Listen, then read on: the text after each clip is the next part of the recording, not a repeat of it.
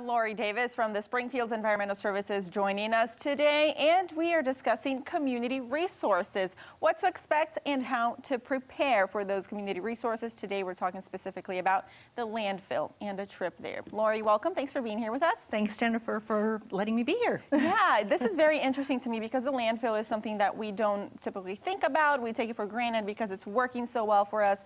But what are some things we need to know about the landfill? One thing that stood out to me that you said is that it is not an unlimited resource. Exactly. We forget about it because the landfill is an out of sight, out of mind resource. And so we put things into our trash can and we think I'm throwing them away, but there's no such thing as away. Everything from our trash can is headed to the landfill.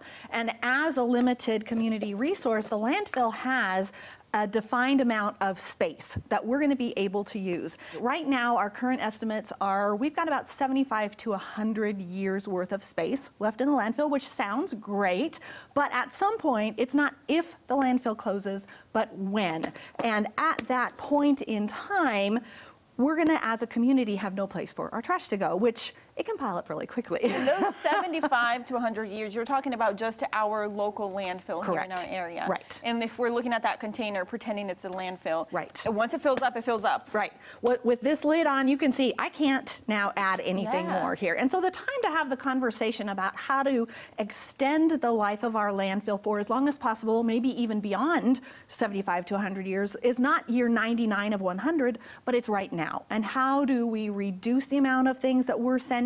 How do we be strategic in thinking about our landfill as a community resource and keeping it around for as long as possible? Okay, so if we're being strategic about that, it starts at home, of course. Most of us do have trash haulers, and if we do, what are some things we can do at home before we put the trash outside to make that easier and hopefully make the landfill last longer? Right, so the first thing would be to be aware of what kinds of things cannot go either into your curbside bin or that can't be hauled to the landfill. Things like yard waste, major appliances, flammable materials, household chemical waste. We have a variety of resources in the community for recycling, repurposing things.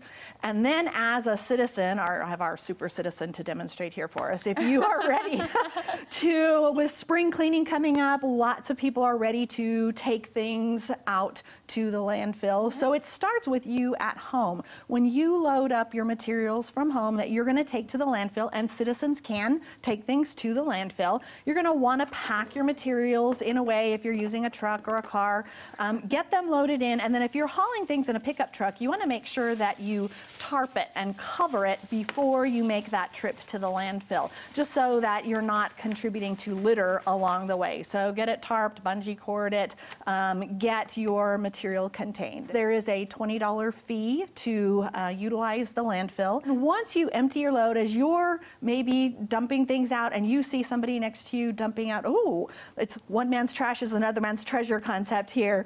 Unfortunately, what's emptied at the landfill stays at the landfill. So you can't go scavenging for other things that look really cool to you to take out of the landfill. And that's state law, right? Correct. You cannot take anything once it's at the landfill. You can't take it home. Right. Lori Davis, thank you so much for being here with us. Thanks, Jennifer. Be a good citizen like that little guy right there. Super citizen. Be mindful of the landfill.